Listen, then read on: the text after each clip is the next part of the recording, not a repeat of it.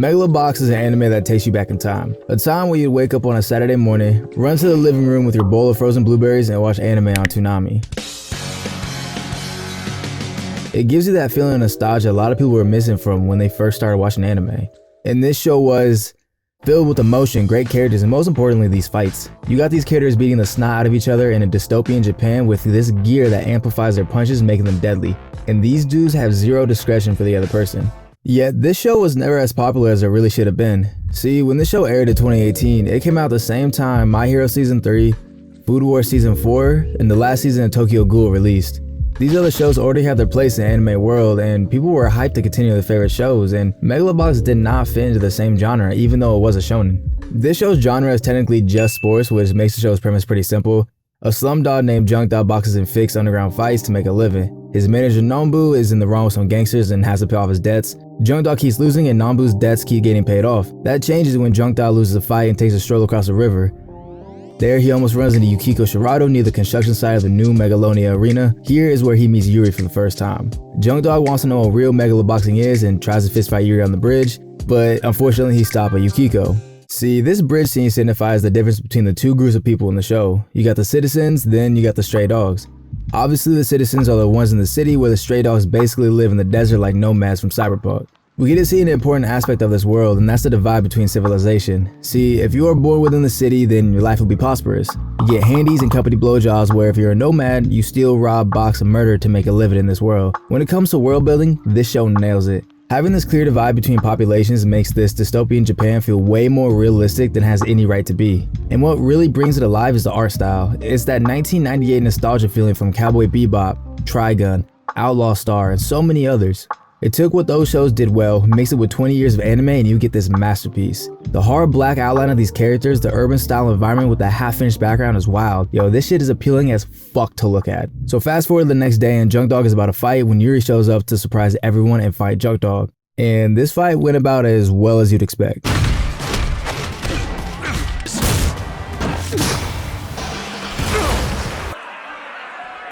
This is where we get our initial taste of what gear really is. Gear is what takes the show from a regular boxing anime to its own tier. This gear that they wear amplifies their defense and increases attack power. The better the gear, the more advantage that person has.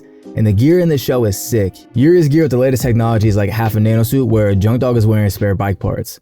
So after this fight, Joe comes to his senses and figures out once and for all, he wants to fight for real, and that he's tired of losing. So what does he do? He one-punch someone like Saitama when we get to see who the real gangster is. This causes the wannabes to be furious with Nombu, and they insist on taking his last eye, but instead he tells them that they're going to win this tournament.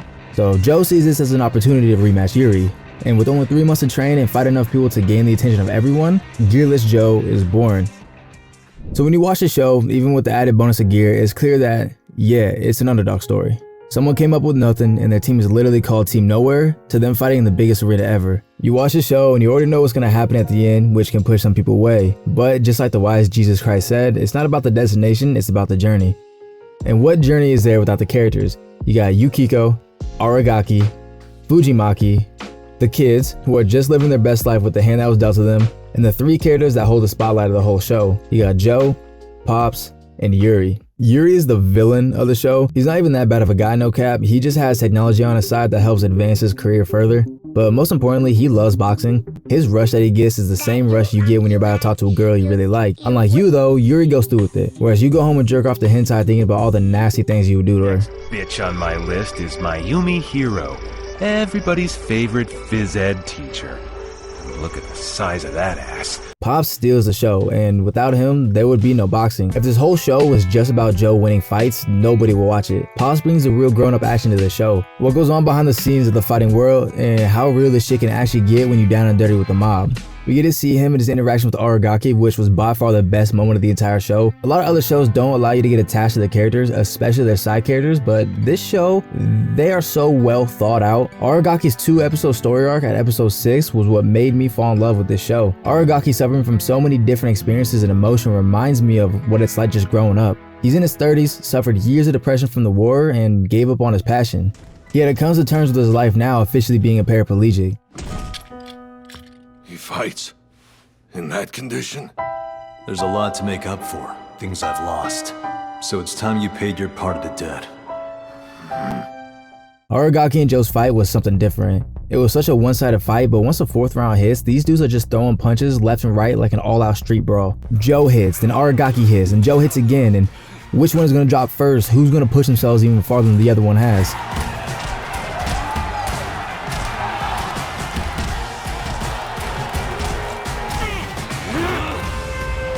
Then the round ends, your adrenaline pumping to see what's going to happen in round 5, and then Aragaki throws in the towel. It was a bittersweet way to end the fight considering that this was the farthest Joe has pushed himself to this point.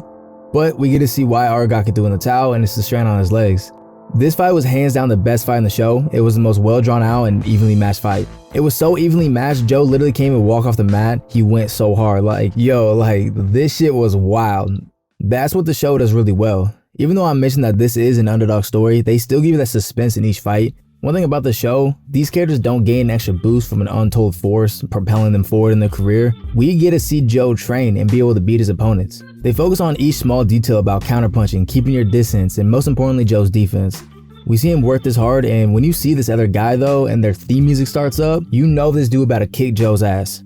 Quick tangent, another thing about the show is that there's no weight classes. No one has time for all this glamour bullshit before they step into the ring. If you box everyone. You could be the smallest guy, you could be fighting the biggest dude. Like, I might be faster than someone, but if he can throw punches out without getting tired and one of them hits me, I'm fucked. I've taken a punch before, but high key, these dudes got some strong ass chins. This show also doesn't miss a beat. There are no plot holes, and being able to pack this much into 12 episodes showcases the writing of the show. A lot of shows build up everything to the climax of the last episode, but with this, the rising action of the show feels like it could be the climax. Every fight you get this feeling like Joe's boxing could end right there, but he just keeps going. You know he's going to get his rematch against Yuri, which is set up so nicely in the first episode. You can feel the rivalry start to build. Yo, like when the raindrops are going in slow motion, it feels like time has stopped, and you get this adrenaline-filled rush inside your body that this fight was going to be insane just to be cockblocked by a woman, as per usual. But this sets up the whole show, and to manage to pull this off in 20 minutes while hooking the audience deserves a round of applause. I haven't really talked about Joe yet, and there's a reason. Joe's character has little substance to him. We know nothing about his background other than he was born an outsider. He gives off this hard-nosed tough guy street dog type beat with more confidence than anyone. With that being said, this character was written so well. He went from being completely one-dimensional to being a figure of hope to the people who live outside the city. That is called character development. All these other shows should just fucking start taking notes. He leans into it in a good way. He gets his power and attention, yet his goals never change. He wants to win, and however he can get there, he'll make it. See, Joe's cool. His afro is sick, and he portrays his badass character that a lot of early anime shows adapted to. When I look at Joe, it reminds me of Vash, Spike, and probably most resembles Mugen from Samurai Champloo. They are similar in the mannerisms, how they interact with certain people, their goal, and their overall coolness that any young kid watching would want to strive to be like. He isn't just cool, he's incredibly relatable. We all might not be this world-class athlete or boxer, but the drive to be something more is within all of us. It's a human emotion and we can't avoid it. Joe wants to be a real boxer, not some dog losing fixed fights to pay off his debts. He doesn't want to be stuck underground without knowing what real boxing is. We can relate to him. At the beginning, he's just tired of it all. He doesn't show much emotion, but when he does, he just looks sad.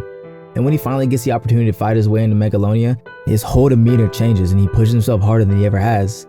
And that's what the show is about, fighting for your dreams and turning them into reality. We all have our own goals no matter how far-fetched they are. Some of us have a roadmap to them while others can't even figure out what the first step is, but how many times have you failed on your way to those dreams? How many times have you fallen and gone back up? Even for the show's premise to be so simple as fighting your way to the top, we as the viewers can relate to this underdog story. The majority of us didn't receive handouts to already be living in a penthouse in the big city. We had to struggle our way forward to the point we are now. Joe was losing his whole life. He gets this opportunity to prove himself and he does it time and time again.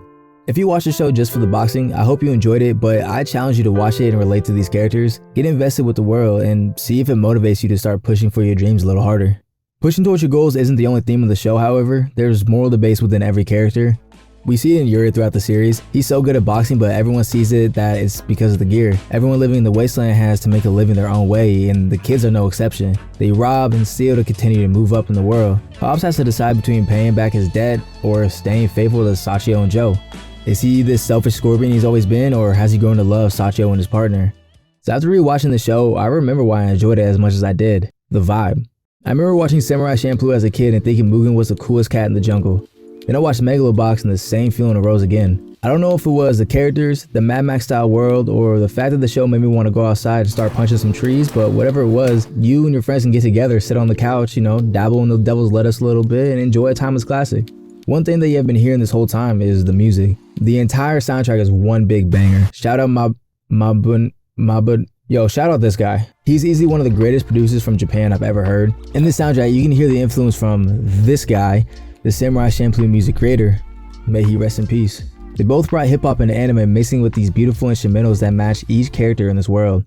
The best song on this album, without a doubt, and Don't At Me, is Pepe's theme. I was fucking headbanging like a white girl on Molly at a rave to this shit in my room when Pepe came out on screen. This shit got me so hyped to see him fight Yuri, and the fight did not disappoint. It showcased how strong Yuri actually is and why his gear and his intuition with fighting is so strong. Like, I'm actually gonna get this shit on vinyl, bro.